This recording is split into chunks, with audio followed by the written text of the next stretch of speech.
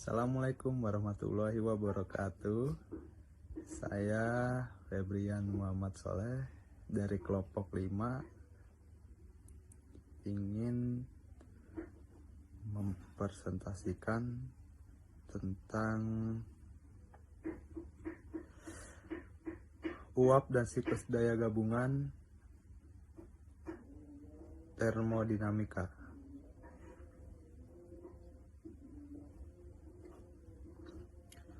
Siklus daya di mana fluida kerja mengalami perubahan fasa. Contoh siklus ini adalah siklus tenaga uap di mana air dalam kurung uap sama dengan fluida kerja. 1. Siklus uap Carnot. Head source TH lebih besar daripada TL menuju heat engine dan heatsink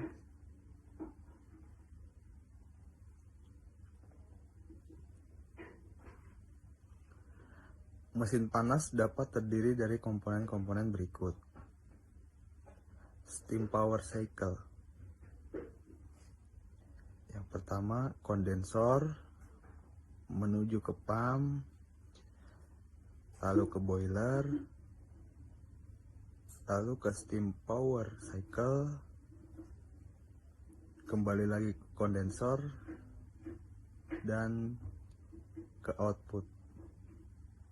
Fluida kerja uap air mengalami siklus termodinamika dari 1, 2, 3, 4, lalu kembali lagi ke 1. Efisiensi termal dari siklus ini diberikan sebagai NTH Carnot sama dengan W net per Q in sama dengan 1 min Q out per Q in sama dengan I 1 min TL per TH. Perhatikan efek dari TH dan TL pada NTH Carnot. Semakin besar TH, semakin besar TH Carnot. Semakin kecil TL, semakin besar TH Carnot. Untuk meningkatkan efisiensi termal dalam setiap siklus daya, maka suhu ditingkatkan sampai maksimum. Alasan mengapa siklus Carnot tidak digunakan, proses pemompaan 1-2 membutuhkan pemompaan campuran cairan jenuh dan uap jenuh pada keadaan 1 dan pengiriman cairan jenuh pada keadaan 2. Untuk memanaskan uap guna memanfaatkan suhu yang lebih tinggi, diperlukan kontrol yang rumit untuk menjaga TH konstan sementara uap mengembang dan bekerja. Untuk mengatasi kesulitan yang terkait dengan siklus Carnot, siklus Rankine dirancang. Pembangkit listrik tenaga uap terdiri dari beberapa komponen yang berbeda. Pembangkit uap atau kettle, turbin dan generator listrik, kondensor dan sistem air pendingin, dan pompa.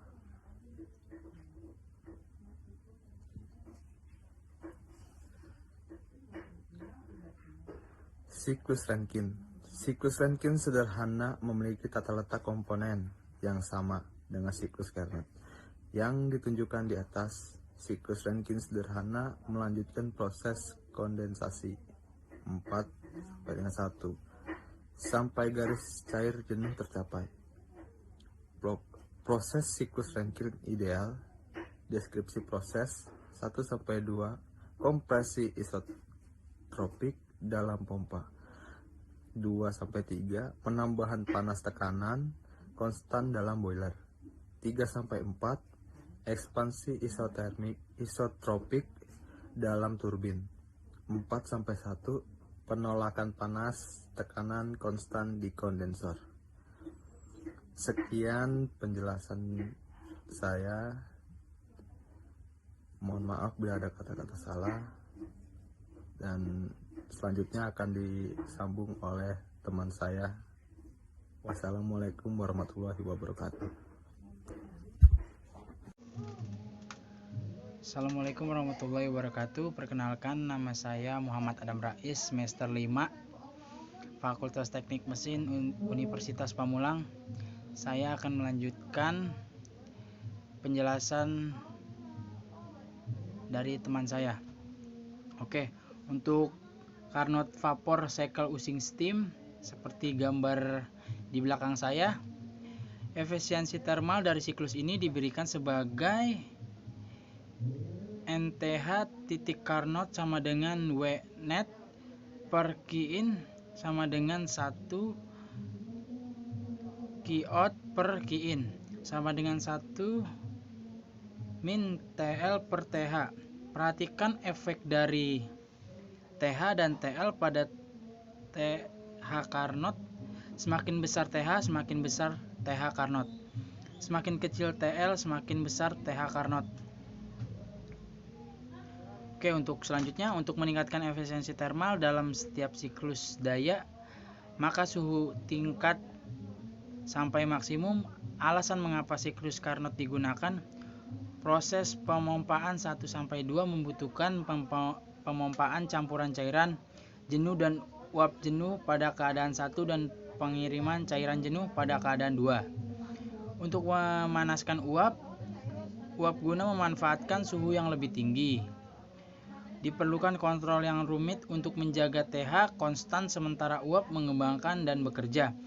Untuk mengatasi kesulitan yang terkait dengan siklus Carnot, siklus Rankine dirancang. Pembangkit listrik tenaga uap terdiri dari beberapa komponen yang berbeda: pembangkit uap atau kettle, kondensor, dan sistem pendingin pompa. Selanjutnya, siklus Rankine sederhana memiliki tata letak komponen yang sama dengan siklus Carnot yang ditunjukkan di atas. Siklus Rankine sederhana melanjutkan proses kondensasi 4/1 sampai garis cair jenuh tercapai. Proses siklus Rankine ideal. Deskripsi proses: 1/2 kompresi isentropik dalam pompa. 2-3 penambahan panas tekanan konstan dalam boiler.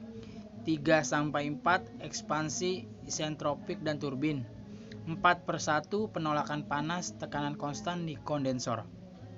Untuk selanjutnya, pompa diperoleh dari kekekalan massa dan energi untuk aliran tunak, tetapi mengabaikan perubahan energi potensial dan kinetik dengan asumsi pompa bersifat adiabatik dan reversibel. Untuk rumusnya, M1 sama dengan M2 sama dengan M. M1H1 plus W pum sama dengan M2H2. W pum sama dengan M buka kurung H2 sampai H1 tutup kurung, karena proses pemompaan melibatkan cairan yang tidak dapat dimanfaatkan keadaan 2 berada di wilayah cairan terkompresi. Kami menggunakan metode kedua untuk menemukan kerja pompa atau. Assalamualaikum warahmatullahi wabarakatuh. Perkenalkan, nama saya Kristi Ardisa Putra dari Fakultas Teknik Mesin. Di sini saya akan melanjutkan presentasi dari teman saya tentang uap dan siklus daya gabungan. Oke, langsung saja kita ke kettle. Untuk menemukan panas yang disuplai dalam boiler, kita menerapkan kekalan massa dan energi aliran tunak ke boiler. Jika kita mengabaikan energi potensial dan energi kinetik, dan perhatikan bahwa tidak ada usaha yang dilakukan pada uap di dalam kettle. Turbin. Kerja turbin diperoleh dari penerapan kekalan massa dan energi untuk aliran tunak. Di sini ada gambar turbin generator. ada kerja turbin persatuan massa, ada kerja bersih yang dilakukan oleh siklus, ada efisiensi thermal. Untuk lebih jelasnya bisa dilihat di gambar PPT.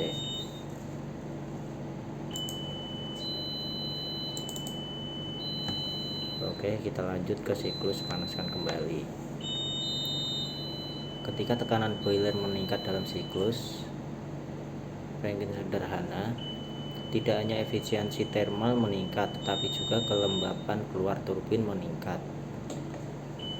Siklus Reheat memungkinkan penggunaan tekanan boiler yang lebih tinggi dan menyediakan sarana untuk menjaga kelembapan keluar turbin.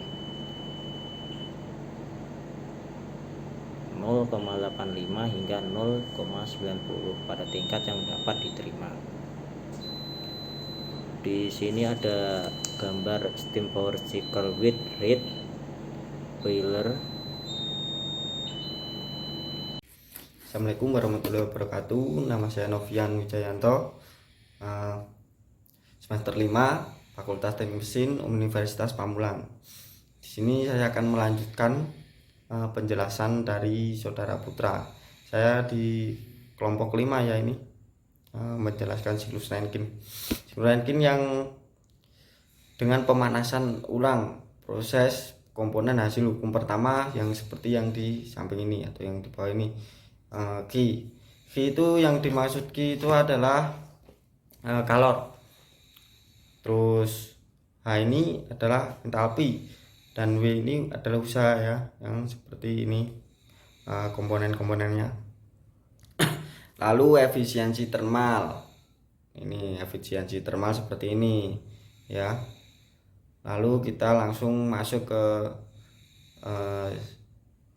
siklus Rankine aja ya nih. Dari pertama dari penampungan air fluida kerja. Penampungan air fluida kerja masuk ke pompa, yang dipompa. Dalam pompa ini fluida kerja bertekanan ya, lalu dialirkan atau menuju ke boiler. Nah, di boiler ini akan dipanaskan. Kalau ini kita membahas yang Rankine sistem terbuka. Dan sistem terbuka ini pemanasannya bisa memakai bahan bakar atau batu bara ya biasanya untuk PLTU itu.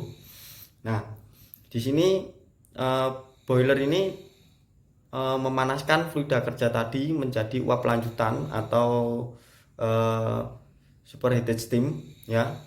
Lalu superheated steam tadi menuju ke turbin. Nah, di turbin ini karena uapnya panas dan bertekanan, turbin ini akan berputar karena sifat turbin ini aerodinamis ya. Lalu saat turbin itu berputar, dia masuk ke generator kerja yang dihasilkan. Energi kerja yang dihasilkan dari perputaran tadi masuk ke dalam generator, terus menjadi listrik yang bisa kita nikmati sekarang ini. Lalu turbin yang berputar tadi, uapnya kan menuju ke situ, lalu dia mengalir ke dalam kondensor. Nah, di dalam kondensor ini uap tadi dikondensasikan menjadi cair lagi dan masuk ke dalam penampungan air lagi, dan begitu seterusnya. Lalu kita lihat di bawah ini diagram TC ya, yang nomor 1 itu dari fase liquid, terus kedua dia naik jadi mixture atau uap campuran, liquid dan uap ya. Lalu nomor 3 ini masih menjadi mixture ya. Lalu nomor 4 naik lagi menjadi saturated liquid atau uap jenuh ya, uap jenuh. Lalu dia naik lagi ke nomor 5. Nomor 5 ini tekanannya naik. Ini superheatednya ini. Jadi 3000 kPa ya tekanannya. Ini pas saat di nomor 5 ini pas saat di boiler. Boiler ini. Jadi panaskan. Lalu pas saat ini kan turun ya nomor 6 sama 7 ini dia pas posisi di turbin. Lalu 7 ke 1 ini posisi di kondensor. Ya, menjadi liquid lagi. Ya, kita lanjut ke pemanas siklus dengan siklus Rankine dengan sistem tertutup. Ya. Ini seperti yang di samping ini, dan ini berulang dengan tekanan pompa ke boiler. Di sini fluida kerja mengikuti aliran tertutup secara konstan memakai air ya. Nah, ini dari pompa tampungan air itu ada pompanya. Nah, bekerja secara adiabatik. Terjadi tekanan fluida kerja yang masuk ke boiler, dan boiler dipanaskan. Ya, boiler dipanaskan menjadi fluida campuran atau uap lanjutan tadi ya, superheated steam ya. Lalu sama seperti tadi, dari boiler masuk ke turbin ini. Nah, di turbin ini uap yang bertekanan tadi memutar turbin terjadi ekspansi isentropik, terjadi penurunan temperatur dan tekanan fluida. Ya, di sini karena uapnya memutar, jadi dia turun, memutar turbin ini jadi turun karena usaha memutar turbin tadi menjadi energi gerak ya. Lalu dari turbin tadi masuk ke dalam kondensor. Nah, di kondensor ini akan dikondensasi menjadi cair dan masuk lagi ke dalam pompa atau tampungan air lagi itu. Nah, begitu seterusnya dan berulang-ulang seperti itu ya. Nah, di bawah ini adalah plot siklus efisiensi termal versus tekanan pemanasan udara terbuka. Tekanan pemanas udara yang membuat siklus termal efisiensi maksimum adalah sekitar 400 kPa. Ya. Sekian dari saya atau presentasi dari saya. Terima kasih. Mohon maaf atas kalau ada salah kata atau penjelasan saya yang kurang berkenan. Assalamualaikum warahmatullahi wabarakatuh.